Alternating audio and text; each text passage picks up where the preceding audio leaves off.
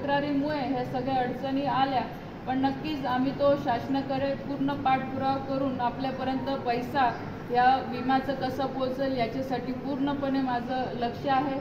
म्हणजे परवा तर अशी गोष्ट झाली की मला केरळ रावेरकडचे शेतकरी भेटायला आले की तर आम्हाला खूप आनंद झाला आणि याच्यासाठी आनंद झाला की आता तुम्ही येता आमचा विमा नक्कीच आम्हाला मिळेल.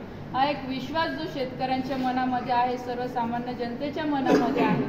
आज मला सुद्धा त्या गोष्टीचा आनंद होतो की आज जे काही कार्य मी या 10 वर्षामध्ये केलं, नक्कीच विकास कामं 1-2 कमी झाले असतील, पण शेतकऱ्यांच्या बाजूने नेहमी उभं राहायचं मी प्रयत्न केलेलाच आहे आणि भविष्यामध्ये पण आपण आपल्या सगळ्याच्या आशीर्वादाने तर मला पूर्ण विश्वास आहे की यावेळेस सुद्धा मी जास्तीत जास्त मतांनी निवडून आपल्या गरकल गावामध्ये आपल्या सगळ्यांच्या उपस्थितीमध्ये 2024च्या लोकसभेच्या प्रचाराचं नारळ फुटलं असं मी जाहीर करते.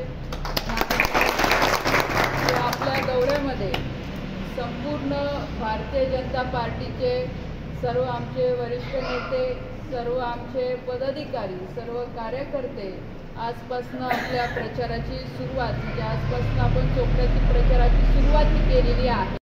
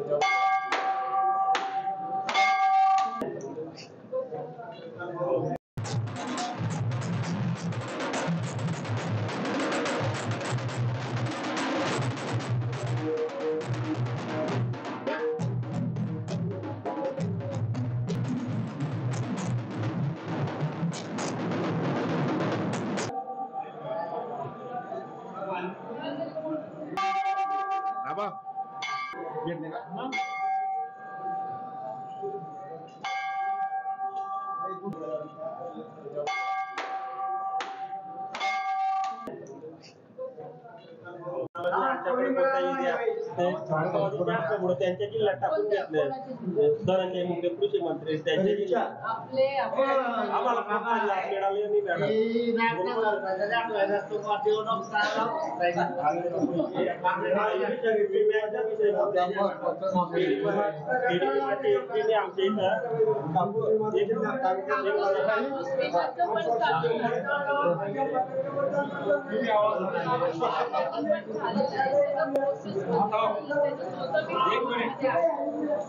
सर्व ज्येष्ठ श्रेष्ठांच्या वतीने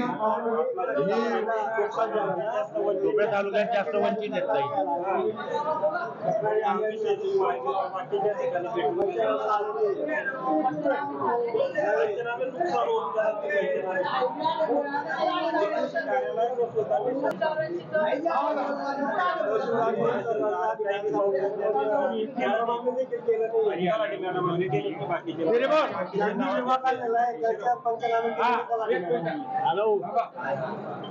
बघितलं असेल की आताच 4 दिवस आधी जे निवडणूक आयोग आहे यांनी आचारसंहिता जाहीर केली आहे, निवडणुका जाहीर केल्या आहे. येणाऱ्या 13 मेला लोकसभेचं मतदान होणार आहे आणि त्या अनुषंगाने मी चोपडा तालुक्यातनं प्रचाराची सुरुवात केलेली आहे.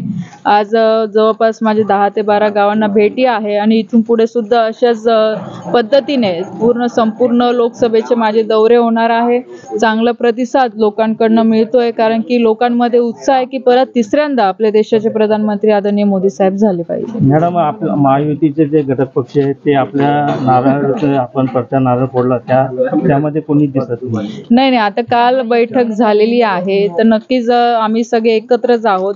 आता अजून दिवस खूप आहे, त्याच्यामुळे आता जसं थोडं अजून ह्या सगळ्या गोष्टी मॅनेज व्हायला वेळ लागतीलच.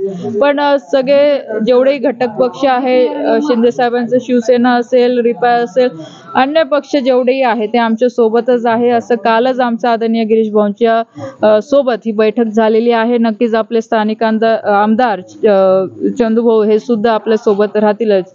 त्याच्याबद्दल मला पूर्ण विश्वास आहे. मॅडम, आपलं तिकीट जाहीर होताच आपला रावेर लोकसभा मतदारसंघामध्ये राजीनामा सत्र सुरू झालं आहे. काय कारण असेल? बघा, ज्यांनी राजीनामे दिले ते सगळे लोक मला येऊन भेटून गेले. त्यांचा राजीनामा पक्षाने नामंजूर केलेला आहे. ठीक आहे, आता सगळे इच्छुक, बरेचसे लोक इच्छुक होते उमेदवारीसाठी, पण आता पक्ष कोणाला तरी एकाला संधी देत असतो आणि ह्या संदर्भामध्ये सविस्तर चर्चा सगळ्या पदाधिकाऱ्यांशी झालेली आहे. ज्या काही थोडे मतभेद होते तेही आमच्या आता सगळ्यांशी भेटीगाठी करून क्लिअर झालेले आहे आणि सगळे जोमाने कामाला लागतील. मॅडम, शेतकरी संघटनेने जे आमदार आणि खासदार यांना गावबंदीचं आंदोलन उद्यापासून हे करताय, याकडे कसं पाहताय? कुठे गावबंदी केली? हो, उद्यापासून ते आंदोलन चोपड्यामध्ये नाही, उद्यापासून त्यांच्या अजून तर माझ्या कानावर तसं काही नाही विषय. 21 तारखेपासून त्यांनी आंदोलन गावबंदी. ठीक आहे, अजून तर माझ्या कानावर तसं काही विषय नाहीये. मॅडम, मॅडम, आपल्या तुकडा तालुक्यात गेल्या महिन्यामध्ये अवकाळी पाऊस झाला आहे. त्या ठिकाणी आपण पाहणी करण्यासाठी काय आले नाही? ज्या दिवशी झालं त्या दिवशी माझं प्रांत तहसीलदार कलेक्टर यांच्याशी बोलणं झालं होतं. मी त्यावेळेस इकडे नव्हती, कारण की आपल्याला सगळ्यांना माहिती आहे निवडणुकीच्या काळामध्ये भरपूर धावपळ असते, पण यावेळेस आली नाही म्हणून माझं लक्ष नाही अशातलं नाही आहे. याच्या आधी जेव्हा इथं गारपीट झालेली आहे सातत्याने माझे दौरे झालेलेच आहे आणि नेहमी चोपड्याकडे माझं लक्ष राहिलेलंच आहे. सगळ्या तहसीलदार प्रांशी बोलून मी संपर्कात होतीच याविषयी.